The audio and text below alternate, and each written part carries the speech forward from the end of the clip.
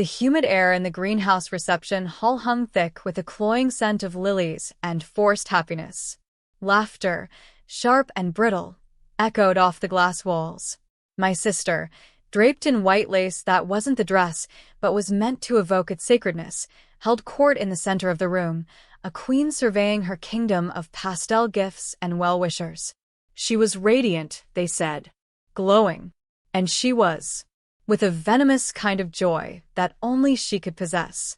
Her eyes, bright and predatory, found mine across the space, a silent challenge thrown in the language only sisters understand. The games were over. The gifts were opened, each gasp of delight from the guests a small victory for her, a tiny pinprick for me. Now came the photos. The ritual of the bouquet toss, even here, before the main event. She held the ridiculous cascade of white roses and greenery, turning back to the giggling scrum of unmarried women. I stood near the edge, a wallflower by design, not wanting to participate in the performance. Her gaze locked onto mine again. That smirk, perfected over decades of sibling rivalry, played on her lips. The air crackled. She took a step towards me, extending the heavy bouquet. My stomach clenched. What fresh cruelty was this? The room quieted, sensing the shift in energy. All eyes were on us. Her voice, sweet as poison honey, carried clearly across the hush. "Here," she said, thrusting the bouquet into my hands. It was heavier than it looked. The stems were cold against my palm. "You can hold this. That's as close to marriage as you'll ever get." The laughter, tentative at first, rippled through the crowd. It was a cruel sound, sharp and final. It cut through the humid air, through the lilies, through me. The weight of the bouquet felt like a physical burden, a symbol not of hope, but of her absolute certainty in my perpetual failure. My breath hitched. My face burned. The greenhouse, moments ago stuffy, now felt arctic. The laughter faded, replaced by an uncomfortable silence as people shifted on their feet, avoiding my eyes. My sister smiled, a small, satisfied curl of her lip, before turning back to pose for another photo, leaving me standing there, bouquet in hand, a living, breathing punchline in her perfect bridal narrative. Let me know where you're watching from and what time it is. And if you haven't already, please subscribe. It helps me more than you know. Before the greenhouse, before the lilies, before the words that felt like shards of glass, there was just life. My life.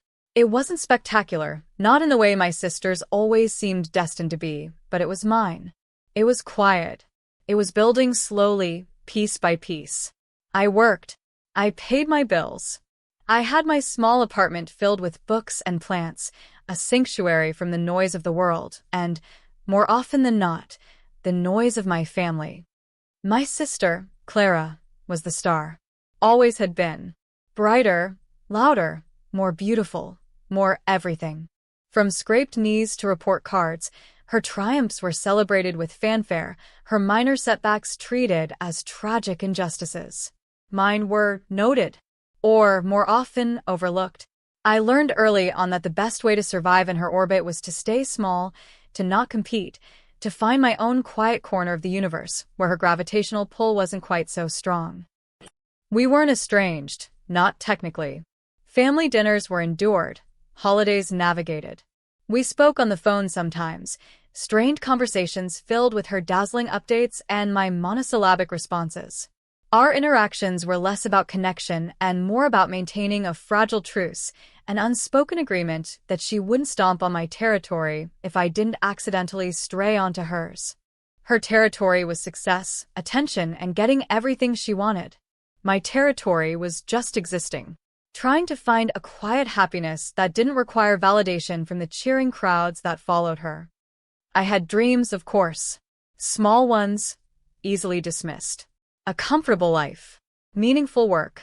Love.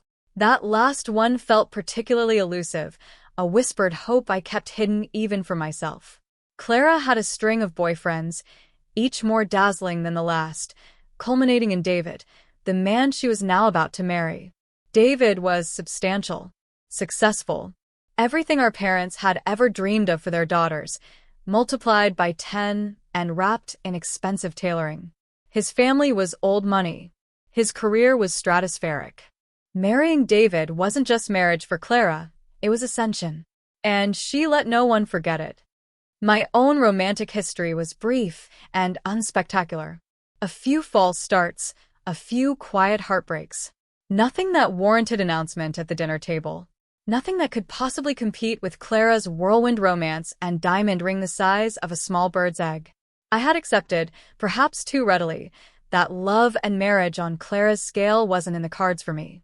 Maybe love on any scale wasn't.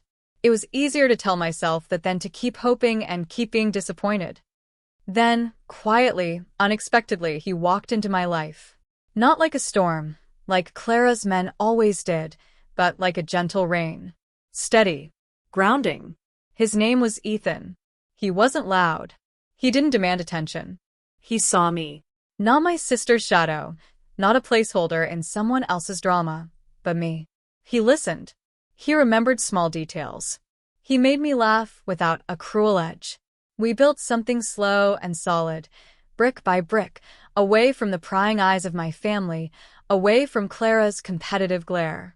Our dates were quiet evenings at home, walks in the park, discovering shared loves for old movies and bad pizza. It felt safe. Real. We talked about the future, not in grand pronouncements, but in quiet hypotheticals. A small house, maybe. A dog. Building a life together. It was a fragile thing, this happiness, easily shattered. I kept it close, protected. I hadn't told my family about Ethan. Not fully. Bits and pieces, maybe, evasive answers to pointed questions about my social life. Clara certainly didn't know. She wouldn't have cared, not really, unless she could find a way to belittle it. And I didn't want her eyes, with their dissecting gaze, landing on the most precious thing I had. Not yet. Maybe not ever. The invitation arrived in the mail, thick cardstock, elegant calligraphy. Clara's bridal shower. An obligation. A performance I was required to attend. My stomach tightened the moment I saw the envelope. The countdown began. The weeks leading up to it were a blur of dress shopping, find something nice, but not too nice, wouldn't want to steal focus, practicing polite smiles and bracing myself for the inevitable barrage of questions and comparisons. My mother called, ostensibly to coordinate details, but mostly to gush about David's family, their estate, the guest list. Such a wonderful match for Clara. She'd sigh, a not-so-subtle reminder of my own unmarried, unmoneyed state. I'd just hum in agreement, feeling smaller with each call. Ethan saw my anxiety. He didn't push, didn't demand to know the details of my complicated family dynamics. He just offered quiet support. "You can do this," he'd say, holding my hand. "Just remember who you are, away from all that." It was a simple sentence, but it was an anchor.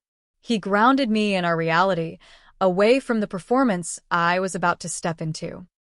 The day of the shower dawned bright and clear, a stark contrast to the knot in my stomach.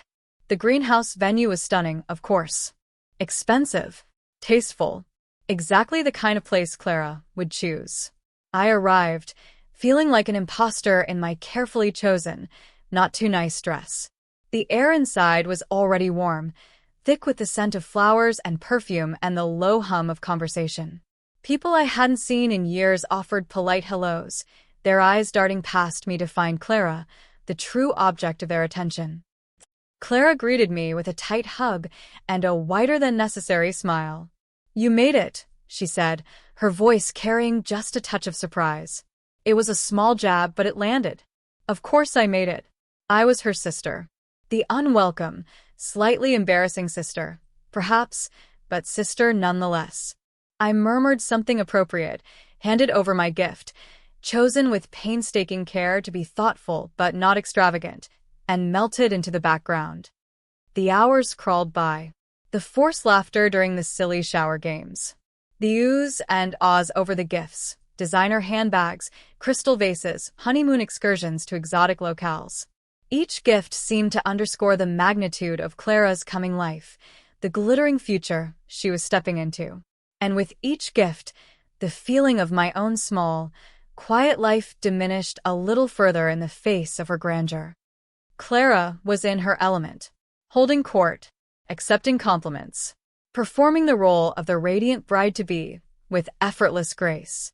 She floated through the room, her laughter tinkling, her voice just loud enough to be heard above the general murmur. I watched her, a mix of weary familiarity and a strange, detached sadness. This was her world. A world built on appearance, on acquisition, on being seen as perfect. The conversation swirled around me. Wedding details, honeymoon plans, David's impressive career. No one asked about my life, not really. A perfunctory "how are you?" was usually followed by a quick pivot back to Clara. I was fine, I'd say. Just fine. It was easier than trying to explain a life that felt invisible here. Then came the moment. The games finished, the gifts opened. The photography session began. Everyone was gathered, posing around Clara. The air, already warm, seemed to heat up further. The photographer was directing the single women to gather for the bouquet toss photo. My heart sank. I was trying to edge away, hoping to avoid the spotlight, even this small, performative one. That's when Clara's eyes found mine. The calculated step towards me. The thrusting of the bouquet. The words. Here. You can hold this. That's as close to marriage as you'll ever get. The world froze. The humid air became heavy, suffocating. The laughter died, replaced by that awful, pregnant silence. My ears roared. My vision narrowed to Clara's face, smug and triumphant. The bouquet in my hands felt alien, mocking. It wasn't just a casual insult, it was a pronouncement. A public declaration of my perceived destiny, forever alone, forever less than. It wasn't just the words. It was the setting, the audience, the decades of history condensed into that single, brutal sentence.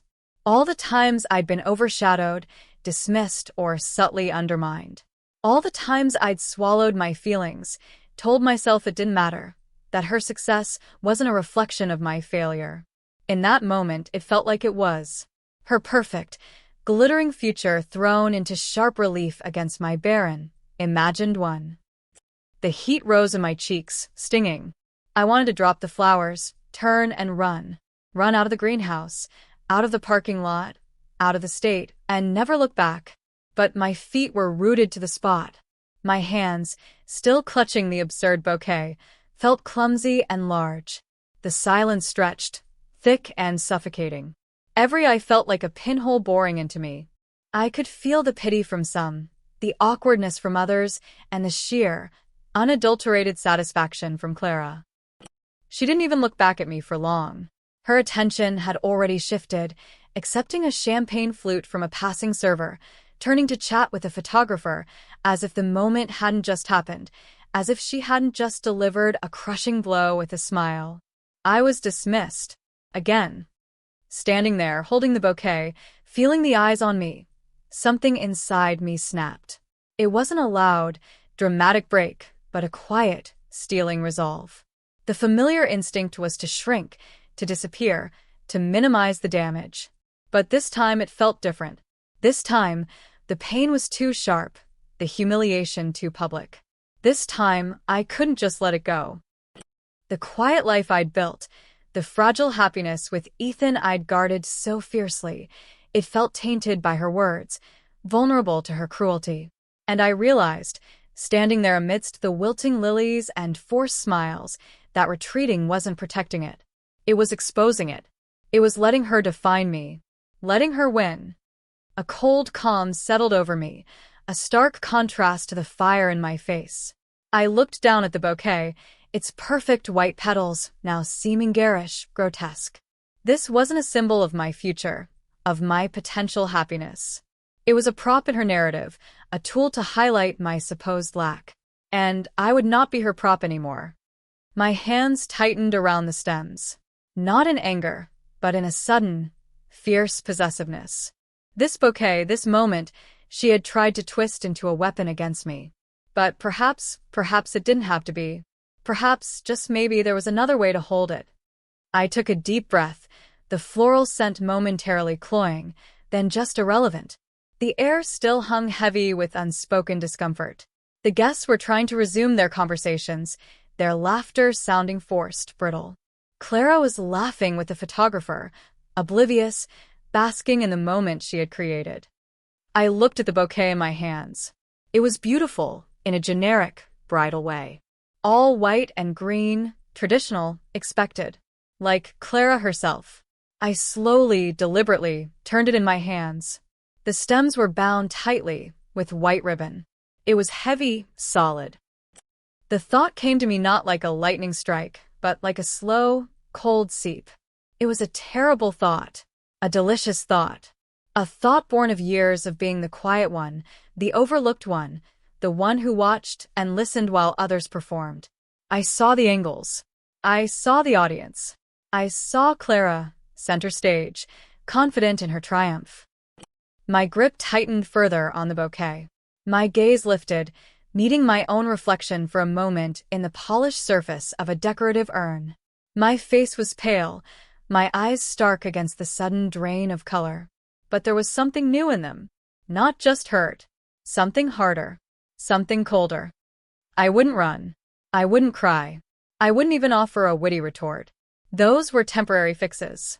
What was needed was something permanent. Something that would shift the ground beneath her feet. Something that would take her carefully constructed narrative and shatter it. But what? What did I have? Nothing, it seemed, compared to her glittering world. A quiet life. A private relationship. Those felt like fragile shields against her power. I looked around the room again. The guests. The setting. The feeling of the event. An ode to Clara's perfection. Her flawless path to happiness. Her fiancé, David, wasn't here yet. He was due to arrive later, making a grand entrance for the final toasts, the perfect partner completing the perfect picture. That was the plan. Clara's plan. David. He was key to her narrative. Her ultimate prize. His status amplified hers. Their union was the cornerstone of her perceived success. Without him, well, the thought barely registered. He was a fact. A given. The solid ground Clara stood on. My mind raced, not with emotion but with a sudden, almost clinical clarity. All those years of observation, of standing on the sidelines, had taught me things. I'd heard the hushed conversations, seen the subtle power plays.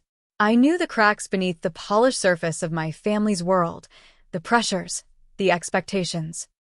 Clara thrived on control, on predictability, on being the one who always knew the score, always held the winning hand.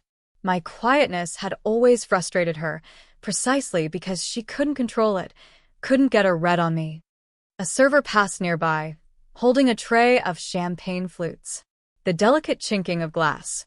The air, thick with floral perfume, suddenly felt charged, anticipatory. I stood there, bouquet still heavy in my hands, feeling the strange, new resolve hardening within me. The humiliation hadn't broken me. It had forged me. It had stripped away the last vestiges of my old self, the one who ducked, who avoided conflict, who hoped for the best but expected the worst. That person was gone. In her place was someone cold, quiet, and calculating. What did Clara value most? Her image, her control, her perfect narrative. And David was central to all of it. He was her anchor, her validation. And then it hit me. Not a plan, not yet, but a single, powerful truth. The most effective weapon against someone who craves control isn't resistance. It's chaos.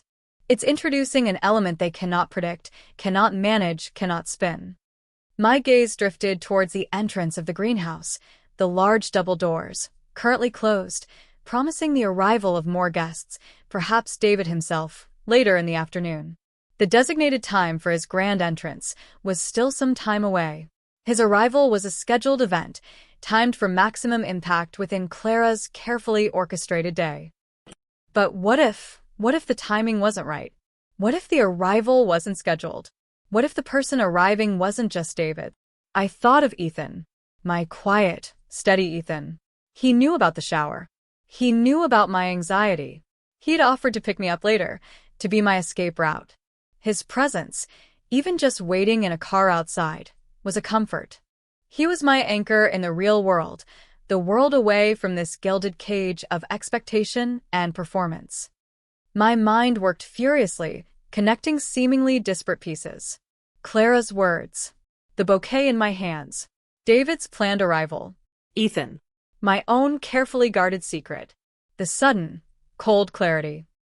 It wasn't enough to just have something Clara envied. It had to be revealed in a way that dismantled her narrative. It had to be undeniable. It had to be public. It had to blindside her completely. The bouquet felt lighter now. Or perhaps I felt stronger. I looked down at it, really looked at it. It was just flowers. Just white roses and green leaves. But in this context at this moment, it was a symbol. A gauntlet thrown down. My gaze swept across the faces in the room. My mother, looking flustered by the awkward silence. My father, pretending not to have heard. Aunts, cousins, friends of Clara's, all trying to recover the festive mood. Clara, laughing, her back to me, already moving on. They thought I was defeated, humiliated, that her words were the final word. They were wrong. I held the bouquet a moment longer, feeling its weight, its surprising solidity. Then, slowly, deliberately, I walked over to a nearby empty table. I placed the bouquet down, gently, but with a sense of finality. It wasn't mine to hold. Not in the way she meant. I didn't leave the room. That would have been the old me, the one who fled from discomfort. I stayed. I straightened my dress. I took another deep breath, filling my lungs with the cloying floral air. The cold calm was still there, a shield against the lingering sting of her words. The shower continued. The photographer moved on to other shots. Guests resumed their conversations, the awkward moment smoothed over, pushed aside. Clara was radiant again, center of attention. She didn't look at me. I was background noise, the failed sister, easily forgotten in the face of her brilliance. But I wasn't background noise anymore. I was a silent, waiting presence. Watching, listening, a predator in the garden of her perfect day. My phone was in my purse. I needed it, not for an escape, but for something else entirely.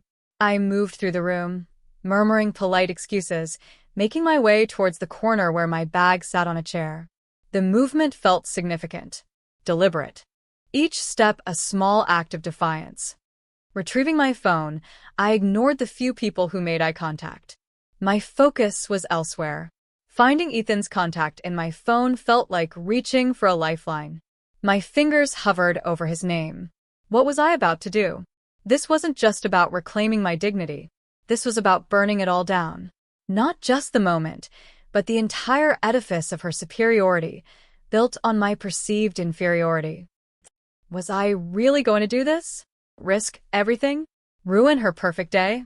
The thought was terrifying and exhilarating. The years of being small, of being overlooked, coalesced into a single, burning need. I wouldn't just survive this. I would turn the tables.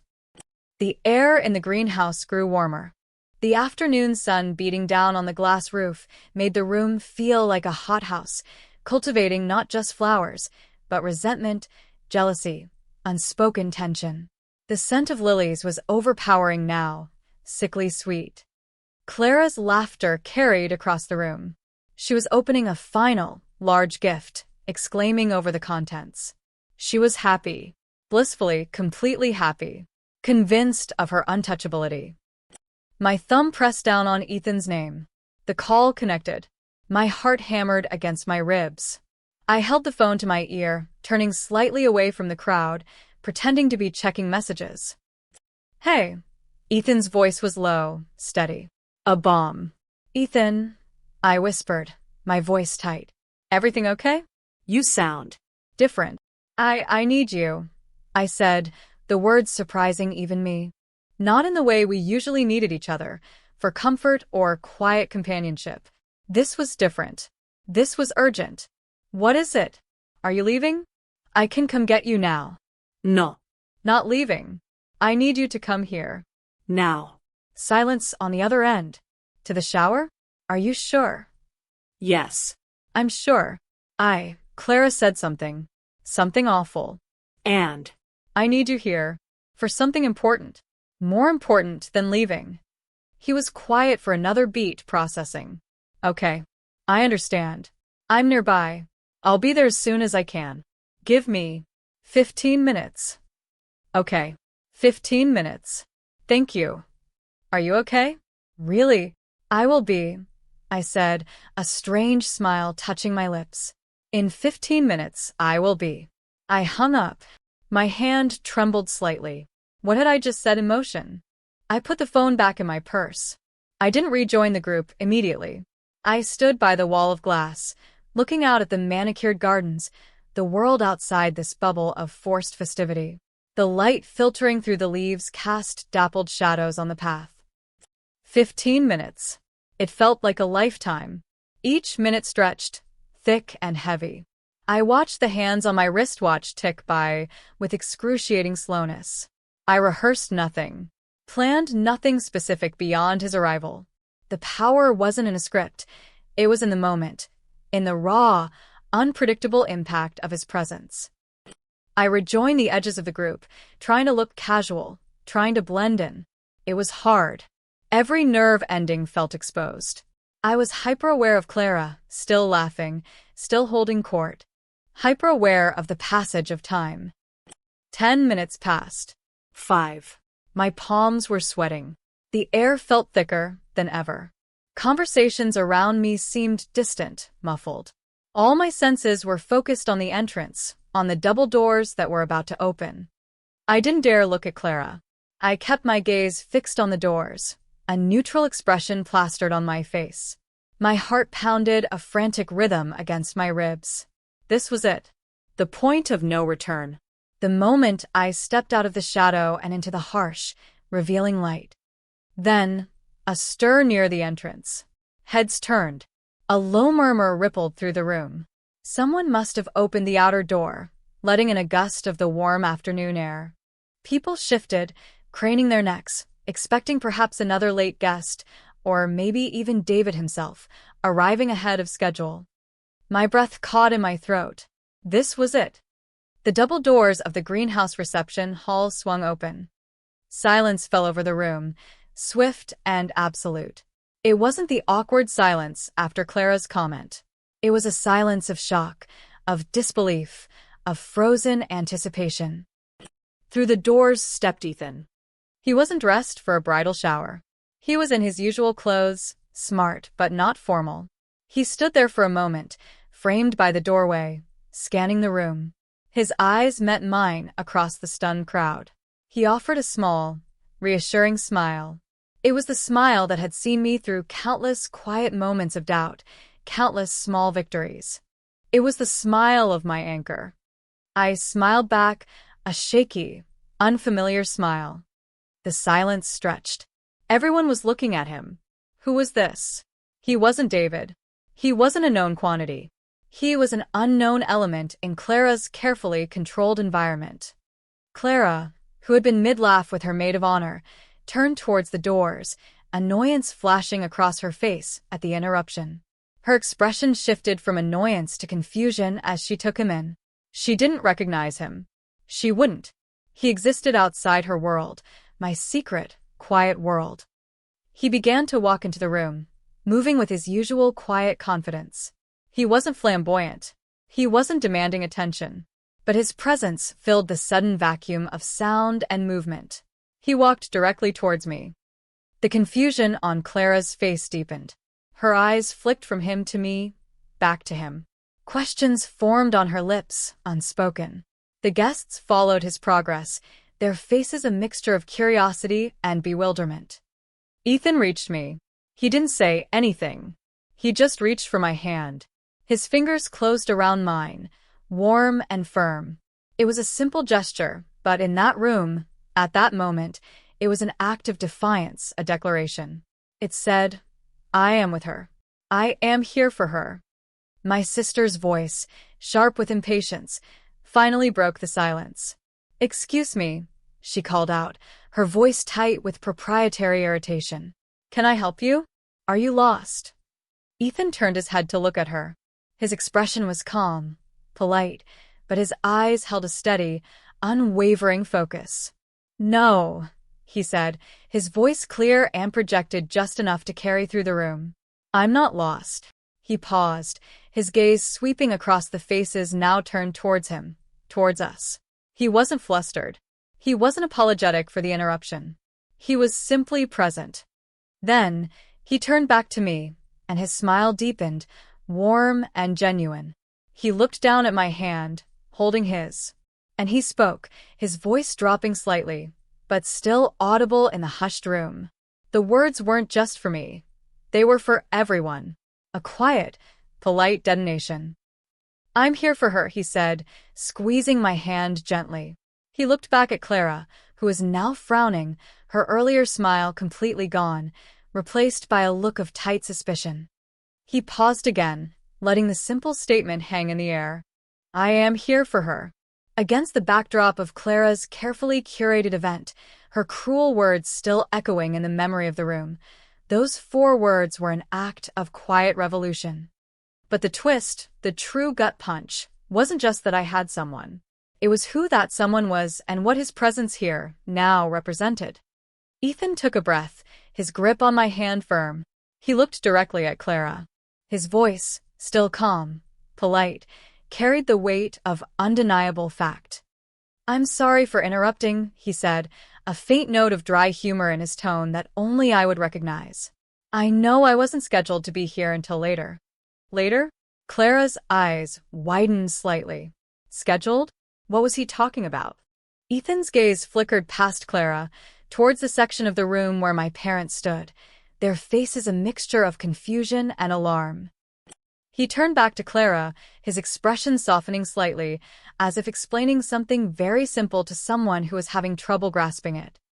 "Clara," he said, and the use of her name, so familiar to me, so unfamiliar coming from him in this context, felt surreal. "There seems to be a misunderstanding." He gestured subtly towards me, towards our joined hands. "I didn't realize Sarah wasn't holding the bouquet because she thought that was as close as she'd get to marriage." He paused, and I could feel the energy in the room shift, sharpen. Everyone leaned in, straining to hear. Clara was rigid, her eyes fixed on him, her mouth slightly open. Ethan smiled again, that same quiet, steady smile, but this time it held a hidden edge, a steel I had only glimpsed before. He looked not just at Clara, but at the entire room, at my stunned parents, at the curious guests. "Actually," he said, his voice perfectly level, perfectly polite, "Sarah and I are already married." The words landed like a physical blow. "Already married." Silence. Deeper this time. Absolute. The air seemed to vibrate with the shock. Clara's face went ashen. The color drained from her cheeks, from her lips. Her eyes, wide with disbelief, darted from Ethan to me, back to Ethan. The smugness, the triumph, vanished in an instant, replaced by utter, uncomprehending horror. My mother gasped, a sharp, strangled sound. My father took an involuntary step backward. The guests exchanged stunned glances. Whispers began, hesitant at first, then building in intensity, a rising tide of disbelief and speculation. Ethan stood beside me, holding my hand, a quiet pillar of calm amidst the sudden storm. He hadn't raised his voice. He hadn't made a scene, not in the way Clara understood scenes. He had simply stated a fact that shattered her carefully constructed reality. "Married." Clara choked out the word, as if it were foreign, poisonous. She shook her head, a frantic, small movement. "No. That's not possible." Ethan's smile didn't waver. "It is," he confirmed gently. "A few months ago. Quiet ceremony. Just us. A few months ago. Before the engagement party. Before the wedding planning. Before the shower." Clara's eyes narrowed, darting between our faces. Her mind was clearly racing, trying to find a way to process this, to spin it, to regain control. But there was no angle, no way to frame this in her favor. She had publicly declared me a failure, consigned me to a life of perpetual singlehood, using the very symbol of marriage, the bouquet, as her prop. And in response, the man I had quietly married months ago, the man who represented a life built away from her gaze, had simply walked in and announced the truth. The silence returned, heavy and thick, broken only by the frantic whispers spreading through the room. All eyes were on Clara now, watching her process this public, irrefutable contradiction of her words, of her narrative. Her perfect bridal facade began to crack. Her breath came in short, shallow gasps. Her hands fluttered, as if searching for something to hold on to, something to steady her. She looked around the room, at the faces watching her, expecting her to respond, to explain, to somehow fix this. But there was no fixing it. She had drawn a line in the sand, declared me on one side, the side of the unmarried, the unsuccessful, and herself on the other, the side of the blessed, the married, the victorious. And with two simple words, Ethan had revealed that I was not only on the other side of her line, but I had crossed it months ago, without fanfare, without seeking her approval, without letting her control the narrative. And not only had I crossed it, but I had done so with him. Ethan. The man who stood beside me, quiet and confident, utterly unfazed by the chaos he had just unleashed. Clara's gaze landed on Ethan again, a desperate, searching look, as if only just realizing the full implications of who he was, not just to me, but in the world she navigated. And then, the final piece of the puzzle seemed to click into place for her. The quiet life I led. The career I hadn't boasted about. The partner I hadn't paraded. She saw it all now, reflected in Ethan's steady gaze, in his calm demeanor, in the absolute confidence with which he stood beside me. She saw the depth of what I had built, away from her spotlight, away from her judgment. A life that was not just mine, but ours. A life that was, in its own quiet way, everything she craved: stability, partnership, genuine connection, but without the performance, without the need for external validation. And she saw who he was. Not just my husband, but Ethan. Ethan Miller. The name might not have meant much to some in the room, but to others, to those in certain circles, to those who followed certain industries, his name carried weight. It wasn't old money, but it was significant, self-made success. It was influence. It was power, the quiet, understated kind that didn't need to announce itself. Clara's world was built on appearances, on alliances, on leveraging every connection. She had always assumed my quiet life meant a small life, an insignificant life. And now, she was seeing the truth, stark and undeniable. I hadn't just gotten married. I had married him. Quietly. On my own terms. The realization seemed to hit her with the force of a physical blow. The air left her lungs in a rush. Her eyes rolled back slightly. Her knees buckled. The perfect bride, the triumphant sister, the queen of her carefully constructed kingdom, swayed on her feet. Her maid of honor reached out, a startled cry escaping her lips. My mother gasped again, louder this time. Clara's face contorted, not with anger, but with a pure, raw mixture of shock, humiliation, and defeat. The color didn't return to her cheeks. Instead, she seemed to shrink, her elaborate white dress suddenly looking too big for her frame. Then, with a soft rustle of lace and fabric, she collapsed. Not dramatically, not a faint, but a complete loss of control. She crumpled to the ground, a heap of white lace at the feet of her stunned guests. Chaos erupted. People rushed forward. Concerned voices called out her name. My mother shrieked. The photographer lowered his camera, forgotten. The festive atmosphere evaporated instantly, replaced by panic and confusion. Ethan's grip on my hand tightened. He hadn't caused her collapse, not physically. But he had been the catalyst. He had, simply by being present and speaking the truth, dismantled the scaffolding of her reality, revealed the shaky foundation beneath her arrogance, and she had fallen. I stood there, rooted to the spot, watching the scene unfold. The panic, the attempts to help her, the worried faces. It should have felt triumphant, perhaps. The ultimate vindication. The moment years in the making. And it was, in a way, a cold, hard satisfaction settled deep in my gut. She had tried to diminish me, to erase me, to use her moment of joy to highlight my perceived lack. And in return, her moment had been shattered, her carefully crafted image broken. Her words, "That's as close to marriage as you'll ever get," echoed in my mind, a bitter counterpoint to the reality standing beside me, holding my hand. But mixed with the satisfaction was something else. A weariness. A profound sadness. This wasn't just about a cruel remark. It was about a lifetime of comparison, of competition, of trying to navigate a relationship with a sister who seemed determined to see me as a rival rather than a sibling. This collapse, this public breakdown, was the culmination of all that tension, all that unspoken conflict. Ethan put a gentle arm around my waist, pulling me slightly closer. He didn't say anything. He didn't need to. His presence was enough. It was my anchor, my reality, a quiet defiance against the drama unfolding around us. The guests were trying to help Clara, fanning her, loosening her dress, calling for water. My mother was kneeling beside her, wringing her hands, tears streaming down her face.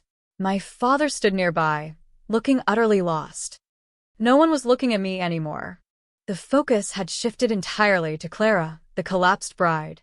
The attention she craved, the center of gravity she always had to be, was hers, even in her defeat. But the nature of that attention had changed. It wasn't adoration anymore.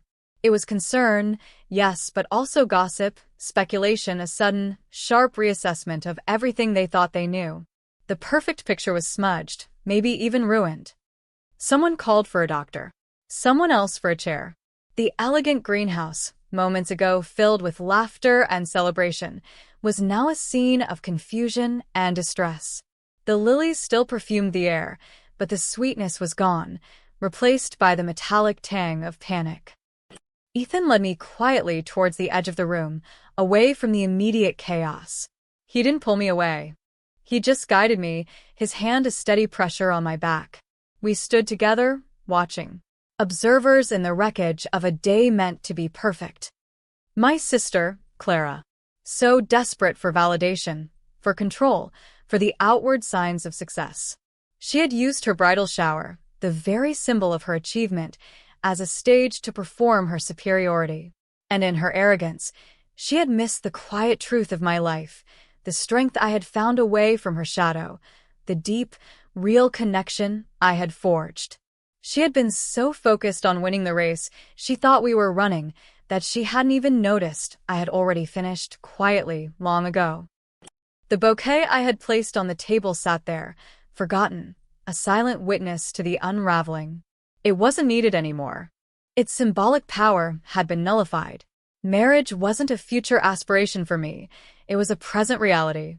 A quiet, beautiful, fiercely guarded reality. The air felt lighter now, despite the lingering scent of lilies and the tension. The heavy weight that had settled on my shoulders the moment Clara spoke had lifted. Her words had been a cruel joke intended to wound, but they had backfired spectacularly, revealing her own insecurity, her own desperate need to diminish me to elevate herself. Ethan's arm tightened around me. I leaned into him, feeling the solid strength of his presence. This was my truth. This was my victory. Not in her collapse, but in his unwavering presence, in the shared life we had built, private and strong. The bridal shower, the carefully planned celebration of Clara's perfect narrative, had become something else entirely. A stage for an unplanned revelation, a moment of undeniable truth that had brought the carefully constructed facade crashing down. There would be fallout, of course. Questions. Explanations. Family drama stretching out for weeks, months, maybe years. But none of that mattered as much as this moment. Standing with Ethan in the midst of the aftermath felt like finally stepping into the light, not because I had defeated my sister, but because I had finally claimed my own space, my own truth, independent of her judgment or approval. The world hadn't ended. It had just realigned. The power dynamic had shifted, Not because I had sought power, but because I had simply revealed the quiet strength of my own life, built on foundations she couldn't see, couldn't understand, and certainly couldn't control. I looked at Clara, still on the ground, surrounded by concerned faces. A part of me, the old me, felt a flicker of pity. But the larger part, the new, harder part, felt only a profound sense of release. The knot in my stomach, the tension I had carried for decades, had finally unspooled. It was over. The silent competition, the constant need to navigate her moods and machinations. It was over because I had, simply by being myself, by living my quiet life, rendered her weapons useless. Ethan gently squeezed my hand. I looked up at him, and in his eyes, I saw not triumph, but a deep, steady love. That was the real victory. Not winning against her, but winning with him. Building a life that was ours, separate from the noise and drama, rooted in something true and strong. The greenhouse was still filled with people, with whispers, with the lingering scent of lilies. But for the first time, I didn't feel small. I didn't feel overlooked. I felt seen. By the one person who mattered. And that, I realized, was everything. If this story hit close to home, I'd love to hear your version. Drop a comment with where you're listening from and what time it is. Thanks for being here. Subscribing helps bring more of these to life.